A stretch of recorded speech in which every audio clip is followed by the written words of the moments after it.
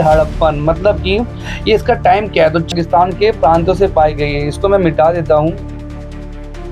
भी आगे पढ़ोगे कि ये लोग मेसोपोटामिया तक, जो आपने क्लास 11 में पढ़ा होगा पिछले साल, वो वैसे ही ये भी इस साल ये पढ़ेंगे कि मेसोपोटामिया तक ये लोग क्या करते थे, अपना ट्रेड या व्यापार क्या करते थे। ठीक है, तो आपको मैं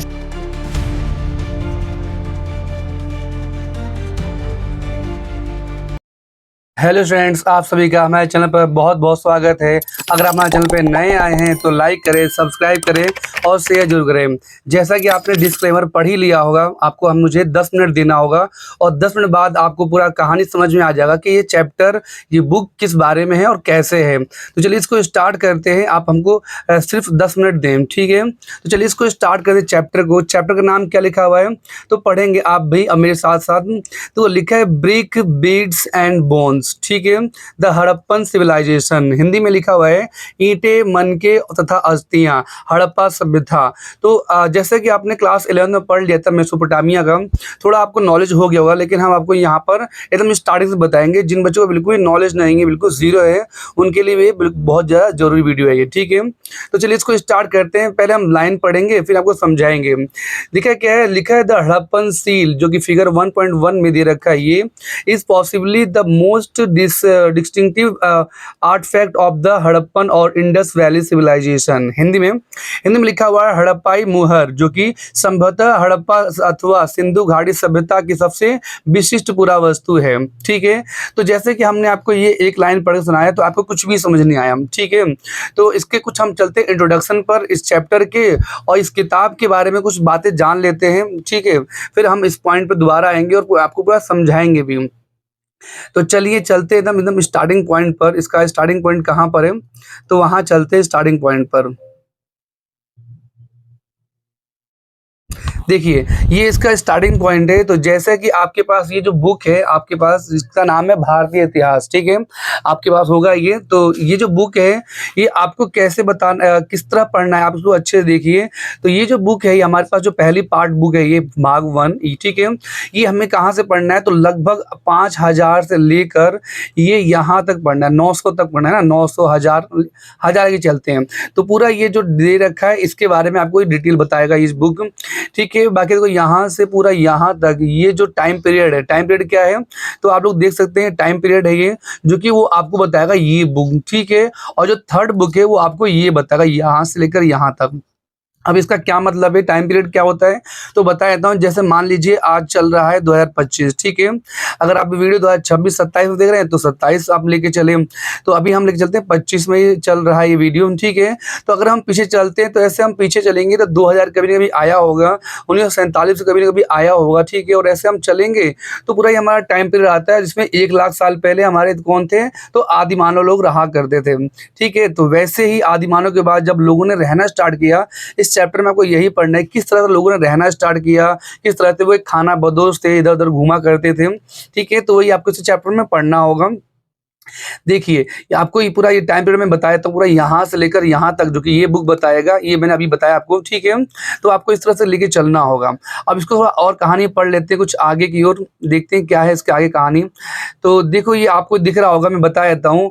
ये जो पहले ये जो जीरो दे रखा ना, जीरो, ये जो जीरो दे रखा है, इसको हम मानते हैं ईसा मसीह का जन्म मानते हैं, ठीक है बच्चों। किसको क्या मानते हैं हम लोग, ईसा मसीह का जन्मदिन मानते हैं। तो उनके पहले भी दुनिया रही होगी, ठीक है। तो उनके पहले जो दुनिया रही थे उसे हम बीसी से दिखाते हैं, या आज टाइम पर हम बीसीई दिखाते हैं, ठीक है। इस पॉइंट में आपको यही दे रखा है ना। तो आपको ये बात समझना होगा कि जीरो क्या होता है यहाँ पर, तो ईसा मसीह के जन्म, उनके बाद के टाइम को हम एडी कहते हैं या सीई कहते हैं। इसकी फुल फॉर्म तो यहाँ पर दे रखा है, आप इसको पढ़ लेंगे और आप मुझे बताएंगे कमेंट में आपको समझ में आया है कि नहीं आया, ठीक है। बाकी बीसी किसके साथ में है, तो बीसी और एडी एक साथ में है, ठीक है। बीसी इसको कहते हैं यानी कि बिफोर क्राइस्ट, ईसा मसीह के आने से पहले, और इसे कहते हैं एनो डोमिनी। कुछ लोग इसको आफ्टर डेथ भी बोलते हैं, पर आफ्टर डेथ गलत होगा, ठीक है बच्चों। तो इनको क्या बोलते हैं हम लोग, एनो डोमिनी बोलते हैं। यहाँ पर लिखा भी है कुछ एनो डोमिनी करके, देखिए यहाँ पर लिखा भी है, ठीक है। और इसको हम BCE भी कहते हैं, बिफोर कॉमन एरा, ठीक है। अब तो ज़्यादातर यही फेमस हो रहा है, कॉमन एरा और बिफोर कॉमन एरा, ठीक है।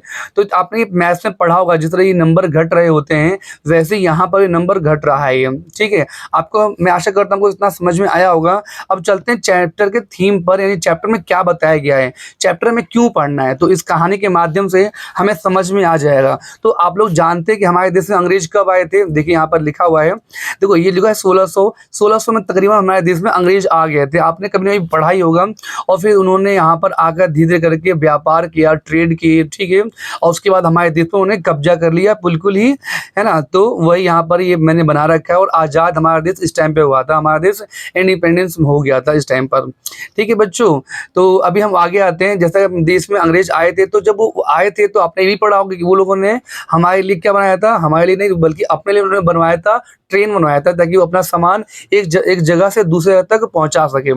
वैसे ही यहाँ पर भी ट्रेन के लिए पटरी खोदी जा रही थी, जमीन देखो यहाँ पर कहाँ पर, तो पाकिस्तान में ही कहीं यहाँ पर ऐसे ट्रेन के लिए पटरी खोदी जा रही थी, ताकि नीचे कुछ दलदल या कुछ और हिस्सा ना रहे। आगे इसको पढ़ लेते हैं। देखो यहाँ पर लिखा है, very often old buildings have story to tell nearly 150 years ago, यानी कि अक्सर पुरानी इमारत अपनी कहानी बताती है। ये जितना पुराना इमारत होगा वो हमें कहानी बताएगी, कोई बिल्डिंग जितनी पुरानी हो अपने बारे में बताएगी, ठीक है। यानी कि लगभग 150 साल पहले, क्या लिखा है यहाँ पर, लिखा है लगभग 150 साल पहले जब पंजाब में पहली बार रेलवे लाइन बिछाई जा रही थी, तो इस काम में जुटे इंजीनियर्स की अचानक हड़प्पा पुरास्थल मिला। यानी कि आज से 150 साल पहले जब अंग्रेज हमारे देश में चल रहे थे, तो उन्होंने जमीन की खुदाई करवाई पटरी के लिए, पटरी बनवाने के लिए। तो उनको क्या मिला, उनको कुछ हड़प्पा में कुछ ऐसे ईंटें मिली, कुछ ऐसे जगह मिला जो उनको दिखाई दिया कि हाँ यहाँ पर तो ईंटें हैं, ठीक है, जो आज आधुनिक पाकिस्तान में है। आज आधुनिक कहाँ पर है, वो पाकिस्तान में है, ठीक है। तो इसको इंग्लिश में पढ़ लेते हैं। Okay, to them it seems like a mound that which are rich of source of ready-made high quality bricks। उनको लगा कि यहाँ पर रेडीमेड ईंट है यहाँ पर, ठीक है। देखो यहाँ पर लिखा भी होगा, उन्होंने सोचा कि ऐसा खंडहर है जहाँ अच्छी ईंटें मिलेंगी। ये सोचकर वे हड़प्पा से खंडहरों के हजारों ईंटें उखाड़ ले गए, वो हजारों ईंटों को उखाड़ ले गए, जिससे उन्होंने रेलवे लाइन बिछाई। इससे कई इमारतें पूरी तरह नष्ट हो गई। तो काफ़ी जो इमारतें वहाँ पर बनी हुई थी, जो पहले से ही जमीन के अंदर जो धंस चुकी थी, वो सारी नष्ट हो गई। समझ में आया आपको? लेकिन 150 साल पहले इसको हुआ था। उसके बाद क्या हुआ, 80 साल पहले, आज से 80 साल पहले, आज से जब अंग्रेज हमारे देश में अभी भी रह रहे थे, तो वही पुरातत्वविदों ने इस स्थल को ढूंढा और तब पता चला कि यह खंडहर उपमहाद्वीप के सबसे पुराने शहरों में से एक है। यानी कि पूरे इंडिया में, जो हमारा इंडिया था, जैसे कि आज पाकिस्तान बन गया है, तो वो पूरा इंडिया, ठीक है, वहां पर कभी एक सभ्यता रही होगी, वही यहाँ पे बताया भी गया है। Then about 80 years ago archaeologists found the site and realise that this was one of the oldest cities in the subcontinent. इन्होंने पता कर लिया कि यहाँ पर कब सबसे पुरानी सिटीज रही होगी, as this was the first city to be discover. तो ये पहली सिटी थी जो मिली गई थी, है ना, धरती के अंदर दब गई थी, काफी सालों से वहां पर मिट्टी आ गई थी। All these sites were where similar building were describe as Harappan. तो उसको क्या बोला गया सबको, तो बच्चों उनको हड़प्पा बोला गया, हड़प्पन, ठीक है। आगे बताया गया इन शहरों का निर्माण लगभग 4700 वर्ष पहले हुआ था। तो इसको समझ लेते हैं कि 4700 वर्ष कैसे हुआ ये, ठीक है। तो मैं आपको दिखाने की कोशिश करता हूँ कि 4700 वर्ष कैसे हुआ। तो देखिए, आज मान लीजिए ये डेट है आपका 2025 आज चल रहा है, और अगर हम इससे पीछे जाते हैं तो ये कितना होगा हमारा 2000, तो ये हो जाएगा, ठीक है। 2000 ये हो गया, और 2000 और आगे चलते हैं तकरीबन यहाँ पर, ठीक है।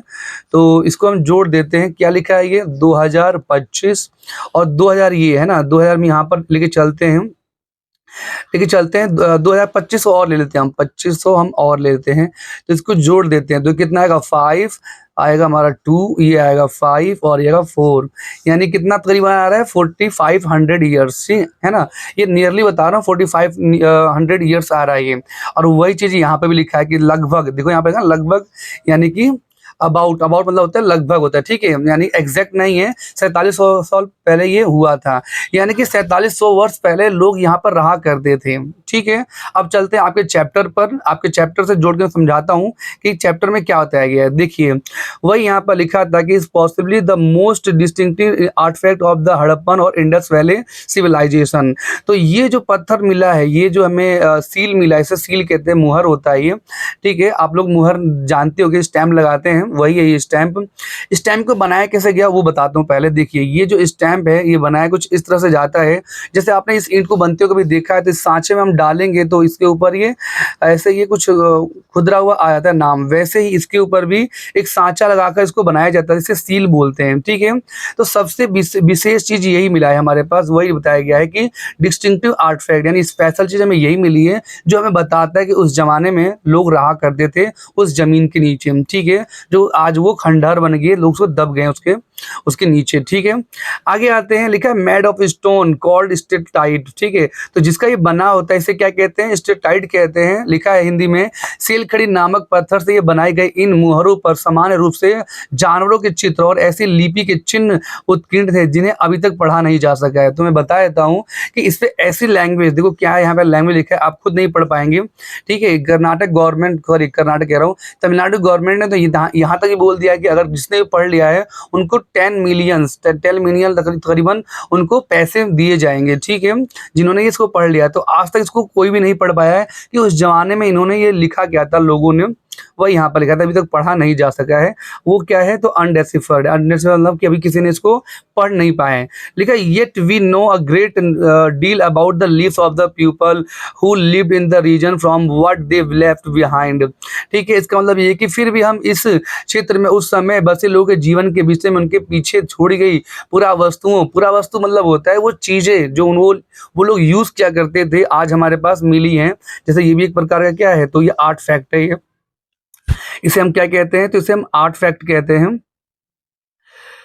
देखो यहाँ पर लिखा ना आर्ट फैक्ट मतलब होती है पुरानी चीजें, ठीक है। तो वही यहाँ पर, अब इसमें हमें आर्ट फैक्ट में क्या क्या हमें पुरानी चीजें मिलती हैं, तो इसको पढ़ लेते हैं। लिखा है देयर हाउसेस हो गए, बोट्स हो गए, ऑर्नामेंट होता है आभूषण जो गले में कान में महिलाएं पहनती हैं। कोई टूल्स हो गया, टूल्स तो आप लोग जानते हैं जो भी यहाँ पर यूज किए जाते थे। एंड सील्स और मुहरे हो गई, इसको हिंदी में पढ़ लेते हैं। उनके घर हमें मिले हैं, उनके मृद भांड यानी कि उनके मिट्टी के बर्तन मिले हैं, है ना, मिट्टी के बर्तन यानी कि पोट्स हो गया, उसे हम मटका भी बोलते हैं। आभूषण मैंने बताया अभी, और औजार तथा मुहरे दूसरे शब्दों में पुरातात्विक साक्ष्य के माध्यम से बहुत जानकारी मिलती है, यानी कि हमें इससे बहुत ज्यादा एविडेंस सबूत मिलते हैं कि उस जमाने में लोग रहा ही करते थे, ठीक है। किसी ने वहां पर रखा नहीं है, वो वहां पर सबूत देता है कि वहां पर लोग रहा ही करते थे। आगे आते हैं, let us see what we know about the Harappan civilisation.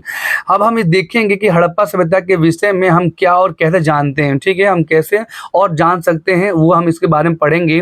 We will explore how archaeological material, देखो आर्कियोलॉजिकल मतलब होता है जो पुरानी चीजें में मिलती है उसी को आर्कियोलॉजिकल मटेरियल कहते हैं या आर्टिफैक्ट कहते हैं, दोनों एक ही बात है। Is interpreted and how much interpretation sometimes change. तो यहाँ बताया कि हम इसका रिसर्च करेंगे, जो भी हमें चीज मिलेगा उसका हम रिसर्च करेंगे कितना वो सही है ना, कहीं वो दूसरी जगह से लाई तो नहीं गई थी या यहीं पर वो बनाई गई थी। वही यहाँ बताया कि पुरातात्विक साक्ष्यों की व्याख्या की जाती है। इन व्याख्याओं में हम कैसे कभी कभी बदलाव आ जाता है। निश्चित रूप से इस सभ्यता के कई पहलू आज भी हमारी जानकारी से परे हैं और हो सकता है हमेशा ही रहे, यानी कि हमें कुछ ऐसी चीजें यहाँ पर मिली हैं जो आज हम उसको पता नहीं कर पाएंगे कि वो सच में वहीं बनती थी या कहीं और की है, यानी कि वो हमारे पास वो ऐसे ही पड़ा रहेगा क्योंकि उस जमाने के कोई व्यक्ति तो भी रहेगा नहीं, ठीक है, जो हमें बता पाएगा। तो वही यहाँ बताया गया कि ये मे भी अभी रिमेन ऐसा रह सकता है। हमें अभी जो भी कंफ्यूजन है वो हमें जीवन भर रह सकता है, आने वाले समय भी कंफ्यूजन रह सकता है, हमें पूरी बात नहीं पता ये बात, ठीक है। तो आगे आते हैं, अगले वाले पेज पे पढ़ते हैं क्या लिखा है, शर्तें, स्थान और समय, ठीक है। इसको पढ़ लेते हैं किस प्रकार की शर्तें यहाँ पर, किस तरह स्थान है वो इसको पढ़ लेते हैं। लिखा है हड़प्पा सभ्यता को सिंधु घाटी सभ्यता के नाम से जाना जाता है, ये बात आपको भूलना नहीं है। एक नंबर में आ जाता है कि हड़प्पा सभ्यता को क्या कहते हैं, तो सिंधु घाटी सभ्यता भी कहते हैं, ठीक है। लिखा है हड़प्पा सभ्यता उस स्थान से लिया गया है जहाँ सभ्यता की पहचान की गई थी। तो सबसे पहले इसी को खोजा गया था था, मैंने बताया ना कि यहाँ पर रेलवे लाइन बनाई जाए थी, इसलिए यहाँ पर पहली बार खोदा गया था और उसको पता चला कि यहाँ पर कोई ना लोग रहा करते थे। ठीक है, the Harappan civilisation is also known as Indus valley civilisation. इसको क्या बोलते हैं हम लोग? इंडस वैली सिविलाइजेशन कहते हैं। The term Harappa is derive from the place where the civilisation was identify. तो जहाँ पर वो चीज मिला था उसे हड़प्पा बोला जाता, इसलिए उसको हड़प्पा बोल दिया गया। ठीक है, आगे आते the total time span of the civilisation ranges from 6000 BCE, तो यहाँ पे BC आ गया ना, बिफोर कॉमन एरा, ये मैंने आपको बताया था, टू 1300 BCE, है ना। तो इसके बाद अच्छे से देख लेते हैं। देखो यहाँ पर ये दिखाई देगा, देखो मैं बता देता हूँ क्या क्या डेट लिखा है यहाँ पर। तो 6000 से लेकर यहाँ पर 1300 बताया गया था। तो 6000 कहीं कभी यहाँ आएगा, मैंने आपको स्टार्टिंग बताया था कि आपको कहानी यहीं से पढ़ना है। ठीक है, तो यहाँ से लेकर कुछ आपको ये 1300, देखो 1300 को तकरीबन यहाँ आएगा, तकरीबन कह रहा हूँ मैं, है ना। ये क्या है, मतलब इसका नियर बाई यहीं पर कहीं आएगा, तो वही इसी को पढ़ना है आपको पूरा का पूरा। आगे क्या बताया गया है, आगे देखते हैं क्या लिखा हुआ है। ओके, आगे यहाँ पर मैंने को लिख दिया है, जो आपके बुक में लिखा वही यहाँ पर लिख दिया मैंने। टोटल टाइम क्या है तो इसको आप देख लेंगे, ये आपको दे रखा है। बाकी इसको हम प्रारंभिक हड़प्पा क्या कहते हैं, इसे कहते हैं प्रारंभिक हड़प्पा, यानी कि अर्ली हड़प्पन। मतलब कि ये इसका टाइम क्या है, तो 6000 से 2600 मैं आपको दिखा देता हूँ। देखिए ये 6000 हो गया और ये तकरीबन हमारा 2600 हो गया। तो इस टाइम पीरियड को हम क्या बोलेंगे, इसको बोलेंगे प्रारंभिक हड़प्पा, यानी कि जब वो पनप रही थी, जब वो स्टार्टिंग फेज में था, इनिशियल फेज में था अपने, उसे कहते हैं हम अर्ली हड़प्पा। ठीक है, आगे आते हैं, लिखे परिपक्व हड़प्पा, यानी कि मैच्योर हड़प्पा, जब वो मैच्योर हो गया था। मैच्योर समझते हो, जैसे आप लोग भी एक टाइम पर मैच्योर हो जाओगे, 12 साल 15 साल के बाद मैच्योर हो जाता है व्यक्ति। ठीक है बच्चा, तो वही है यहाँ पर ये मैच्योर, जो कि सबसे ज्यादा है। ये कितना है, तो 2600 से 1900। ठीक है, उसके अलावा क्या दे रखा है, ज्यादा ये भी था वैसे तो। आगे आते हैं 2600 से 1900, ये कहाँ पाए, तो ये 2600 कुछ ये रहा, यहाँ से लेकर यहाँ तक है, कहाँ है हमारे पास 1900, 19 कहाँ है, तो यहाँ पर है। इस डेट को हम क्या कहते हैं, तो इसको हम कहते हैं मैच्योर हड़प्पन। ठीक है, जो कि सेकंड नंबर पे है ये। और थर्ड पे क्या यहाँ पर लिखा हुआ है, तो थर्ड पे लिखा हुआ है लेट हड़प्पन, यानी कि इसको उत्तर हड़प्पा कहते हैं, जो कि 1900 से 1300 तक चलाता है। यानी कि इसके बाद क्या हुआ था, यहाँ के लोग किस तरह से गायब हो गए थे। अब हम चैप्टर में पढ़ेंगे कि वो गायब कैसे हुए थे, किस तरह से उनका डेथ हुआ था, वो हम चैप्टर में पढ़ लेंगे। तो इसको, इसी बात को एक बार हम आपको बुक में पढ़ा देते हैं। देखिए यहाँ पर लिखा भी है, the early phase termed as early Harappan 600 BC to 2600 BC is formative phase of the civilization. The urban phase of civilization termed as mature Harappan, इसको कहते हैं परिपक्व हड़प्पा, जो कि कब तक जाता है, ये 2600 से 1900 से तक। ठीक है ये ओके, तो हमने इसको पूरा पढ़ लिया है, बाकी तो आप लोग खुद भी पढ़ लेंगे, बहुत ईजी पॉइंट है ये। नेक्स्ट लिखा है, विशिष्ट हड़प्पा मिट्टी के बर्तन, ईंटें और अन्य वस्तुएं, जैसे कि मुहरे, बाट, मोती, तांबे, कांच की वस्तुएं, विभिन्न प्रकार की टेराकोटा वस्तुएं हड़प्पा क्षेत्र के अलावा अफगानिस्तान, बलूचिस्तान, सिंध और पाकिस्तान के प्रांतों से पाई गई है। इसको मैं मिटा देता हूँ, इसको दोबारा पढ़ लेते हैं। देखिए लिखा है, विशिष्ट हड़प्पा मिट्टी के बर्तन, ईंटें और अन्य कच्ची और पक्की और अन्य वस्तुएं, जैसे मुहरे, बाट, मोती, तांबे, कांच की वस्तुएं, सभी हमें यहाँ पे मिली हैं। ठीक है, हड़प्पा मिली हैं, और उसके अलावा भी कहीं और भी मिली है। कहाँ कहाँ पे मिला है, तो वो देखिए, और मिला है हमारे पाकिस्तान में। इसके अलावा जम्मू कश्मीर, हरियाणा, राजस्थान, उत्तर प्रदेश का पश्चिमी भाग, गुजरात और महाराष्ट्र में साक्ष्य प्राप्त हुए हैं। यानी कि ये लोग सिर्फ पाकिस्तान वाले हिस्से में नहीं रहते थे, उसके अलावा और भी जगह घूमा करते थे। आप लोग अभी आगे पढ़ोगे कि ये लोग मेसोपोटामिया तक, जो आपने क्लास 11 में पढ़ा होगा पिछले साल, वो वैसे ही ये भी इस साल भी आप पढ़ेंगे कि मेसोपोटामिया तक के ये लोग क्या करते थे, अपना ट्रेड या व्यापार क्या करते थे। ठीक है, तो आपको मैं इसमें दिखा देता हूँ। देखो ये सब क्या है, तो ये प्रकार का बीड्स है, इसे मोतियां कहते हैं। इसे बीड्स होता है, यहाँ पर ऐसे धागा डालकर इसको लोग गले में पहना करते थे। ठीक है, तो ये कहाँ कहाँ पर ये मिलते थे मैं बता देता हूँ। देखो जम्मू कश्मीर आपका ये रहा, दिखाई दे रहा होगा आपको, है ना। पंजाब का हिस्सा ये रहा, ये पूरा का पूरा पंजाब है ये। उसके अलावा हरियाणा, राजस्थान आपको दिख ही रहा होगा सब कुछ में, और यूपी का ये वाला भाग, वेस्टर्न भाग, ठीक है, ये पश्चिमी भाग, यहाँ तक लोग रहा करते थे कुछ इस तरह से। इस वाले हिस्से में मुंबई, ये जो महाराष्ट्र का हिस्सा है, यहाँ तक भी लोग रहा करते थे, यहाँ तक भी हमें ये चीजें मिली हैं। तो इस समय क्या पता चलता है कि लोग यहाँ पर पूरा का पूरा रहा करते थे। ठीक है, बाकी आप लोग देख सकते हैं, जब इसको खोदा गया था तो कुछ इस तरह से दिखाई दिया था। यहाँ पर ये हड़प्पा मुहर मिली थी, और ये क्या है, तो यहाँ के बर्तन है ये। ठीक है, यहाँ का ये आभूषण है, ज्वेल्स है यहाँ के। और ये क्या दे रखा है, तो यहाँ के बाट दे रखा है। बाट तो आप जानते हैं, तराजू से कहते हैं। ठीक है, ठीक है बच्चों, तो आते हैं नेक्स्ट पेज पे। देखिए ये क्या दे रखा है, तो ये आप कुछ जगह दे रखा है। अच्छा, ये वही जगह है जो मैंने आपको मैप में अभी दिखाया, यहाँ पर लोग रहा करते थे। देखिए कुछ कहाँ पर ये है ना, ये सब जगहों के नाम है। ये मोहनजोदड़ो हो गया, ये बालाकोट हो गया, ये यहाँ की नदियाँ हो गई। ठीक है, नदी किनारे लोग रहा करते थे। आपने पढ़ा होगा कि कभी न कभी कि लोग नदियों के किनारे ज़्यादा रहा करते थे। ठीक है, देखिए ये यहाँ कर कुछ मिली हुई चीज़ें हैं ये। जब हमने खोदा तो हमें पता चला कि ऐसे ही लोग रहा करते थे। ठीक है, तो ये मैंने आपको बता ही दिया था स्टार्टिंग में ही। आगे आते हैं, शुरुआत करते हैं, बिगिनिंग करते हैं चैप्टर की। चैप्टर की बिगिनिंग दे रखा है यहाँ पर। There were several archaeological culture in the region prior to the mature Harappan, यानी कि इस क्षेत्र में विकसित हड़प्पा से पहले भी कई संस्कृतियां अस्तित्व में थी। यानी जब हड़प्पा अभी चल रहा था उसके पहले लोग यहाँ पर रहा करते थे। ठीक है, ये संस्कृतियां अपने विशिष्ट मृत भांड शैली से संपन्न थी, यानी कि यहाँ पर भी ये लोग अपने तरह से रहा करते थे हड़प्पा से भी पहले। ठीक है, वही बताया गया है। इसके संदर्भ में हमें कृषि, पशुपालन और कुछ शिल्पकारी के साक्ष्य भी मिलते हैं, है ना। हमें ये सब यहाँ पे मिलते हैं। क्या क्या मिलते हैं हमें यहाँ पर, तो पॉटरी। पॉटरी क्या होता है, तो इस तरह से मटके बनाना होता है। एविडेंस ऑफ एग्रीकल्चर, यहाँ पर खेती के भी सबूत मिलते हैं। एंड पेस्टोरलिज्म, मतलब होता है कि यहाँ पर लोग पशुओं को भी पालते थे। ठीक है, यहाँ पे वो लिखा भी होगा पशुपालन। ठीक है, एंड सम क्राफ्ट। क्राफ्ट होता है हाथों से चीजें बनाना। तो ये सब जो चीजें थी वो हाथों से ही यहाँ पर बनाई जाती थी। ठीक है, आपको समझ में आ रहा होगा। ठीक है, बाकी आपको समझ में आया तो आप चैनल को प्लीज़ सब्सक्राइब और एक लाइक ज़रूर करें। ठीक है, आगे आते हैं, आगे बढ़ते हैं। तो लिखा है virtually no large buildings, the recent archaeological evidence also indicate the emergence of Harappan culture from early farming communities dated around 7000 BC। मैंने आपको बताया ना कि लगभग 6 से 7 हज़ार तक यहाँ पर लोगों ने खेती करना स्टार्ट कर दिया था। वो यहाँ पर लिखा भी हिंदी में भी कि हाल के पुरातात्विक साक्ष्य 7000 ईसा पूर्व के शुरुआती कृषक समुदायों से हड़प्पा संस्कृति के उद्भव का संकेत देते हैं।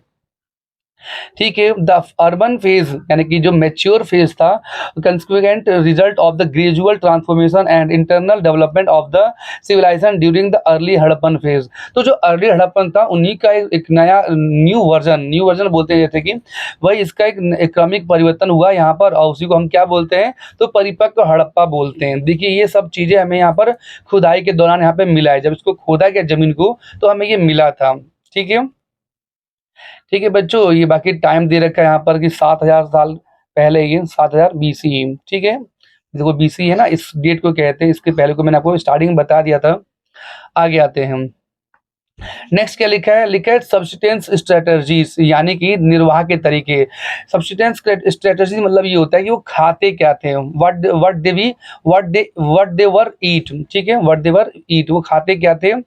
आपने मानचित्र 1 और 2 में देखा होगा, आपने मैप 1 और 2 में देखा होगा। If you look at the map 1 and 2 you will notice that the mature Harappan culture developed in the some of the areas occupied by the early Harappan culture। ठीक है, तो जहाँ पर भी, आपने इसको हिंदी में पढ़ लेते हैं, लिखा है कि कुछ ऐसे स्थानों पर भी जहाँ पहले आरंभिक हड़प्पा संस्कृतियाँ अस्तित्व में थी, यानी कि हड़प्पा ये वहीं पर रही थी जहाँ पर पहले लोग रहा करते थे। यानी हम ये कह सकते हैं कि जो पहले जो स्टार्टिंग इनिशियल स्टेज में था उसी को बाद में ये मेच्योर हड़प्पा बोला जाने लगा, वही है ये। इन संस्कृतियों में कई तत्व जिनमें निर्वाह के तरीके शामिल थे, समान थे। यानी पहले लोग कुछ खाते थे जो बाद में भी वो लोग दोबारा अपना यूज किया करते थे, एकदम सेम समान थे। ठीक है, कॉमन एलिमेंट वो लोग यूज किया करते थे। The Harappan ate a wide range of plant and animal product including fish. Archaeologist have been able to reconstruct dietary practices from find and shared grains and seeds. ठीक है, इसको हिंदी में पढ़ लेते हैं। बताया गया है कि हड़प्पा सभ्यता के निवासी कई प्रकार के पेड़ पौधे से प्राप्त उत्पाद, यानी कि हमें पेड़ पौधे जो मिलता है जैसे कि हरी पत्तियां, है ना, पालक वगैरह, वो सब खाते थे। और उसके अलावा क्या, हरे पत्ते के अलावा कहते थे जानवर, जिसमें मछलियां भी शामिल हैं, से भोजन प्राप्त करते थे। तो मछलियां भी खाते थे, जानवर को भी मार के खाते थे ये लोग, है ना। देखो ये कुछ दे रखा है, न्यूज़पेपर में आया है ये 2024-23 का न्यूज़पेपर है ये। ठीक है, तो उसमें क्या लिखा हुआ है, Harappan people ate multigrain high protein laddoos से study, Harappan people practice modern farming study. ठीक है, तो यानी कि ये लोग कुछ ऐसी चीज़ें खाते हैं जो हम आज भी यूज़ अपने लाइफ में करते हैं। ठीक है, आपको समझ में आ रहा होगा, वही यहाँ बताया गया है। नेक्स्ट क्या लिखा है, तो लिखा हुआ है these are studies by the archaeo bio botanist. Botanist वो होते हैं जो पौधों के बारे में जानकारी प्राप्त करते हैं, जिसे हम बायोलॉजी भी कहते हैं। ठीक है, बायोलॉजी का जो स्टडी करते हैं उसे हम बोटेनिस्ट कहते हैं, जिसमें जीव भी आ गए हैं और कौन आ गया, इसमें पेड़ पौधे भी आ जाते हैं। तो उसी को क्या कहते हैं हिंदी में हम लोग, इसे कहते हैं पूरा वनस्पति, है ना। तो वो उसका स्टडी करते हैं जो प्राचीन वनस्पति के अध्ययन। ठीक है, तो आगे आते हैं, ये वहाँ का मैप है 1 और 2 का। Found at Harappa site includes wheat, barley, lentil, chickpea and sesame. तो उनको क्या मिला है, लिखा है कि हड़प्पा स्थलों से मिले अनाज के दानों में गेहूं मिला है ना, जौ मिला है, दाल, सफ़ेद चना तथा तिल शामिल है। तिल को हम क्या कहते हैं, सीसेम कहते हैं। लिखा है millets are found from site in Gujarat. तो मिलेट्स, ये आपके एग्जाम में एक नंबर में आ जाता है कि ये बताओ कि मिलेट्स कहाँ मिला है, तो आपको याद रखना होगा ये गुजरात में मिला है। ठीक है बच्चों, कहाँ मिला है ये, तो बाजरे के जो दाने हैं वो गुजरात के स्थलों से प्राप्त हुए हैं। ठीक है, लेकिन चावल के दाने अपेक्षाकृत कम पाए गए हैं, तो चावल कम मिला है इनको। ठीक है, यहाँ पर चावल कम मिला है और क्या ज्यादा मिला है, तो बाजरे दाने यहाँ पर ज्यादा मिले गुजरात में।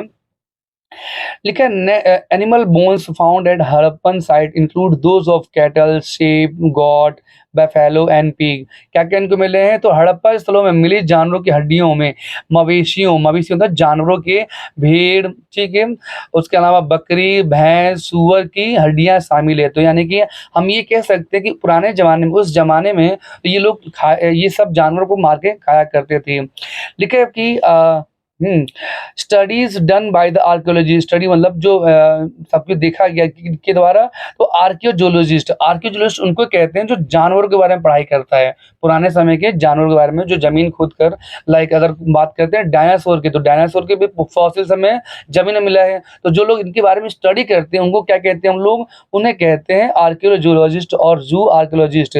Indicate that these animals were domesticated, यानी कि ये सब क्या होते हैं, तो इनको पालतू बनाया गया था। आपको समझ में आया, डोमेस्टिक होता है डोमेस्टिक एनिमल, आपने पढ़ा होगा, इनको पालतू बनाया गया था। Bones of wild species such as boar, deer and घड़ियाल। ठीक है, यानी कि जंगली जानवरों की हड्डियां ही मिली हैं, किन किन के, जंगली जान, जैसे कि वराह होता है, सुअर, ऐसा सुअर जो जंगलों में पाया जाता है उसे हम वराह कहते हैं, जंगली सुअर को। ठीक है, हिरन हो गया तथा घड़ियाल की हड्डियां भी मिली है। हम ये नहीं जान पाए कि हड़प्पा निवासी स्वयं इन जानवरों का शिकार करते थे अथवा अन्य आखेटक समुदायों से इनकी मांस प्राप्त करते थे।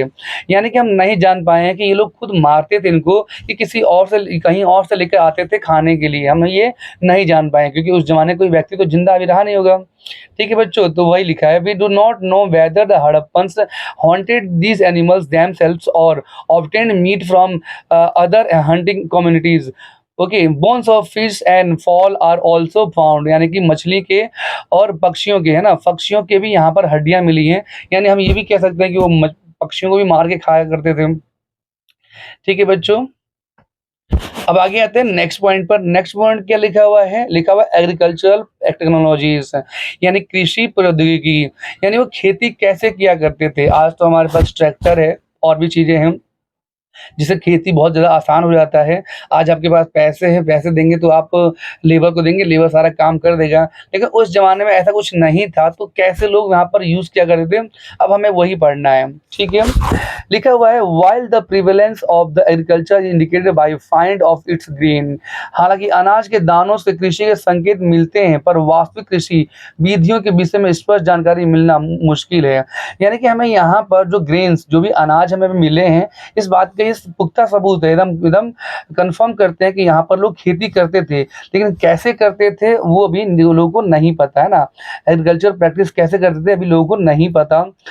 वर seeds broadcast scattered on plough land, यानी कि ये बताया गया है क्या जुते हुए खेतों में बीजों का छिड़काव किया जाता था, है ना।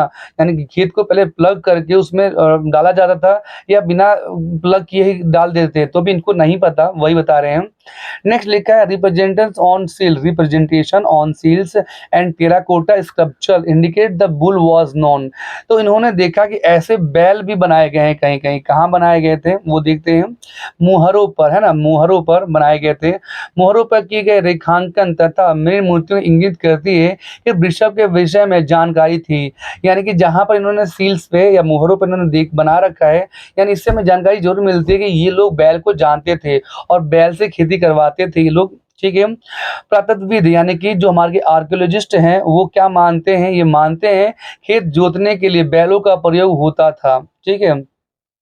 Bull was known and archaeologist explorate extrapolate from this that oxen were used for ploughing. यानी वो मानते थे कि ऑक्सेन यानी कि ये बैल जो है इसका यूज किया जाता था प्लगिंग के लिए, ठीक है बच्चों।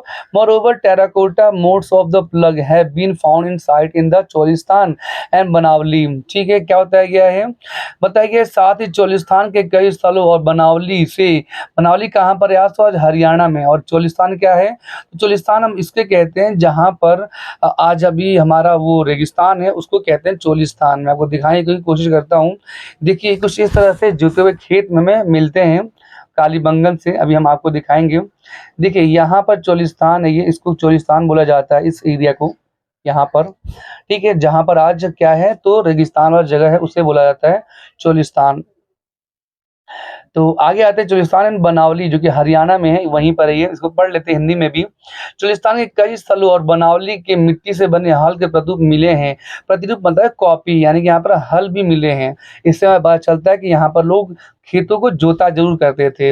इसके अतिरिक्त, ठीक है, इसके अतिरिक्त पुरातत्वविदों को कालीबंगन में लिखा है ना, कालीबंगन, कालीबंगन कहाँ पड़ता है तो आपको याद रखना है ये कालीबंगन जो है वो राजस्थान में, जो लोग राजस्थान में रहते हैं उनको तो पता ही होगा, राजस्थान नामक स्थान से जुते हुए खेत का साक्ष्य मिला है। यानी हमें एविडेंस मिला है कहाँ पर, यहीं पर। Archaeologist also found evidence of a ploughed field at Kalibangan Rajasthan. यहाँ पर जुते हुए हमें खेत मिले हैं, ठीक है बच्चों। इस खेत में हल रेखाओं के दो समूह एक दूसरे को समकोण पर काटते हुए विद्यमान थे, ठीक है। मैं आपको समझाने की कोशिश करता हूँ इस फोटो में, ठीक है। कुछ इस तरह से, ऐसे है ना, इस तरह से अलग अलग दो प्रकार के खेतों को जोता गया होगा, आप इस फोटो में देख सकते हैं, ठीक है बच्चों। तो वही इससे पता चलता है कि यहाँ पर दो अलग अलग प्रकार की, एक और दो अलग अलग प्रकार की खेती की जाती थी, वही यहाँ बताया गया है। The field has two sets of furrow at right angles to the each other, suggesting that the two different crops were grown together। यानी एक साथ में दो फसलों की खेती की जाती थी यहाँ पर, ठीक है। नेक्स्ट पैरा में आते हैं, लिखा है पुरातत्वविदों ने फसलों की कटाई के लिए प्रयुक्त औजारों को पहचानने का प्रयास भी किया है, ठीक है। तो यानी कि archaeologist also have tried to identify the tools used for harvesting. यानी कि वो लोगों ने, जो आर्कियोलॉजिस्ट हैं जो पता करते हैं इनके बारे में स्टडी करते हैं, उन्होंने ये पता करने की कोशिश की कि लोग काटते कैसे होंगे फसलों को, ठीक है, किस तरह से काटते होंगे। लिखा है did the Harappans use stone blade, यानी कि उनके पास ब्लेड कैसे थे, पत्थर के थे कि लोहे के थे। आज अगर हमें काटना होता है तो चाकू किसके बना होता है, लकड़ी का तो बना होता है, लेकिन उसका जो जिससे काटा जाता है वो लोहे का बना होता है ताकि वो शार्प नाइफ रहे तो इजिली कट जाए। वैसे यहाँ पर भी वही ये बताया गया है कि क्या वो पत्थरों का इस्तेमाल करते थे, ठीक है, वही बताया गया कि वो पत्थरों का इस्तेमाल करते थे कि वो लोहे का यानी कि मेटल्स का यूज करते थे। समझ में आया आप लोगों को? मैं आपको बताने की कोशिश करता हूँ। देखिए कुछ इस तरह से ये हमारा होता है लकड़ी काटने के लिए या कुछ घास-वास काटने के लिए या फसलों को काटने के लिए इस तरह से होता है। तो ये तो लकड़ी का होगा, इतना तो पता है कि लकड़ी का ये हिस्सा है जो हमारा हैंड में रहेगा। लेकिन यहाँ पर जो ये लोहे का होता था कि उसका होता था मेटल्स का, वही यहाँ पर पूछा गया है कि किसका यूज़ करते होंगे। तो मैं बता देता हूँ दोनों का यूज़ किया जाता था, ठीक है। आगे आते हैं, देखिए most Harappan sites were located in semi arid lands, ठीक है। सेमी एरिड मतलब होता है कि ऐसी जगह पर जहाँ पर सूखा भी मिलता हो, थोड़ी बारिश भी होती हो, ऐसी जगह पर ज़्यादातर यहाँ पर हमें मिला है ये चीज़ें। Where irrigation was probably required for the agriculture, यानी कि ऐसी जगहों पर जहाँ पर खेती के लिए हमें सिंचाई की जरूरत पड़ती थी, ठीक है। इसको पढ़ लेते हैं। अधिकांश हड़प्पा स्थल शुष्क अर्ध शुष्क क्षेत्रों में स्थित है जहाँ संभवतः कृषि के लिए सिंचाई की आवश्यकता आवश्यकता पड़ती होगी। ठीक है बच्चों, यहाँ पर क्या होती होगी, तो आवश्यकता पड़ती थी सिंचाई के लिए। लिखा गया है नेक्स्ट में, traces of canals have been found at the Harappan site of Shortugai in Afghanistan. Afghanistan कहाँ पर है, मैं आपको दिखा देता हूँ अफगानिस्तान कहाँ पड़ता है। देखो यहाँ पड़ता है अफगानिस्तान, और यहीं पर पड़ता है सोर्टुगई। यहाँ आपको दिखाई दे रहा है जो मैं बना रहा हूँ, यहाँ पर सोर्टुगई पड़ता है, और यहाँ पर हमें कैनाल्स मिले हैं। ठीक है, यानी कि ऐसा कैनाल्स क्या होता है, तो कैनाल्स मतलब होता है नहर। नहर हमें मिली है, इसको दोबारा पढ़ लेते हैं। लिखा है नहरों के अवशेष मिले, कहाँ मिले हैं, तो अफगानिस्तान के सोर्टुगई जगह पर, परंतु पंजाब और सिंध में हमें नहीं मिले। पंजाब और सिंध में हमें नहीं मिले। तो पंजाब देखिए ये रहा, ये पूरा का पूरा पंजाब है ये, और उसके बाद यहाँ पर क्या है, सिंध, यहाँ पर हमें ये नहीं मिले। तो क्या नहीं मिले, यहाँ पर नहर नहीं मिले या सिंचाई के साधन नहीं मिले, लेकिन यहाँ पर सोर्टुगई में हमें क्या मिला था, तो हमें यहाँ पर नहर मिले थे। ठीक है बच्चों, आगे आते हैं। आशा करते हैं आपको समझ में आ रहा होगा। ठीक है, it is possible that ancient canal silted up long away, यानी कि जो पुराने समय पर जो भी यहाँ पर नहरें रही होंगी वो सूख गई होंगी, ये गाद में भर गई होंगी। यहाँ पर लिखा है हिंदी में, ऐसा संभव है कि प्राचीन नहरें बहुत पहले ही गाद से भर गई थी। गाद मतलब जानते हो, देखो मैं आपको फोटो में दिखा देता हूँ, इस तरह से सूख गया होगा, वैसे हम गाद बोलते हैं, इसको सिल्ट बोलते हैं। तो सूख गया होगा, ये कब होता है, तो जब बहुत ज़्यादा गर्मी पड़ती है तो धरती से चटक जाती है और सारा पानी सोख लेता है। तो वही यहाँ बताने की कोशिश कर रहे हैं कि सब गाद में भर गई होगी। ऐसा भी हो सकता है कि कुओं से प्राप्त पानी का प्रयोग सिंचाई के लिए किया जाता हो, यानी कि कुओं से इस्तेमाल किया जाता हो। अगर हमें नहरें नहीं मिली तो क्या बोलते हैं, यहाँ पर कुओं से यूज किया जाता हो। इसके अतिरिक्त धौलावीरा, धौलावीरा कहाँ पड़ता है बच्चों, हाँ गुजरात में, सही कहा है ना। तो गुजरात में मिले जलाशयों का प्रयोग संभवतः कृषि के लिए जल संचयन हेतु किया जाता था। तो आपको समझ में आ गया, जो धौलावीरा जो है यहाँ पर जलाशय, जलाशय मतलब जानते हो क्या होता है, बता देता हूँ मैं। जलाशय मतलब होता है तालाब। ठीक है बच्चों, इसे कहते हैं वाटर रिजर्वर, जिसमें हम वाटर को रिजर्व कर सकते हैं, थोड़ा थोड़ा टाइम के लिए बचा सकते हैं। तो उसका संचयन यानी कि इकट्ठा किया जाता है, क्यों, तो एग्रीकल्चर के लिए। ठीक है, यानी कि खेती के लिए, ताकि खेतों में डाला जा सके। अब हम ये पढ़ते हैं कि लिखा है पुरा वस्तुओं की पहचान कैसे की जाती है। तो मैंने आपको स्टार्टिंग में ही बताया था पुरा वस्तु क्या होता है, इसे हम इंग्लिश में आर्टिफैक्ट कहते हैं। ठीक है बच्चों, देखो यहाँ पर लिखा हुआ है आर्टिफैक्ट। ठीक है, कैसे इसको पहचाना गया था वो पढ़ते हैं। तो देखो लिखा हुआ है भोजन तैयार करने की प्रक्रिया में अनाज पीसने के यंत्र तथा उन्हें आपस में मिलाने, मिश्रण करने तथा पकाने के लिए बर्तनों की आवश्यकता थी। तो सिंपल सी बात है, अगर हमें खाना बनाना है तो हमें बर्तन चाहिए ही चाहिए, चाहे वो पत्थर का बर्तन हो और चाहे वो मेटल्स के बर्तन हो। ठीक है, मेटल मतलब धातुओं के बने हो। वही यहाँ बताया गया है, this is an excerpt from the one of the earliest report on the excavation at Mohenjodaro, the best known Harappan site. तो मोहनजोदारो भी एक जगह था, जिस तरह से हड़प्पा एक जगह था, वैसे मोहनजोदारो भी एक जगह था जहाँ पर हमें ये चीज़ें मिली हैं। ठीक है, क्या क्या यहाँ पर मिली हैं तो वो पढ़ते हैं। यहाँ पे मिली है अवतल चक्कियाँ, यानी कि सैडल क्वर्न। सैडल क्वर्न क्या होता है, आप इस फोटो में देखिए, देखिए ये चक्की है ये। ठीक है, चक्की की तरह ये है, ये एकदम, इसको फिर पीसते हैं, इसमें मसाले वगैरह को इस शेप में है ये। इसे हम क्या बोलते हैं, इसे अवतल चक्के कहते हैं। आपके बुक में ऐसा बना होगा। ठीक है बच्चों, आगे आते हैं। बड़ी संख्या में यहाँ पे मिली है, जैसे कि आप देख सकते हैं इतने सारे मिले हैं ये हमें। ठीक है, ये तो ये साइंटिस्ट लोग पता लगाने की कोशिश कर रहे हैं ये लोग। ऐसा प्रतीत होता है कि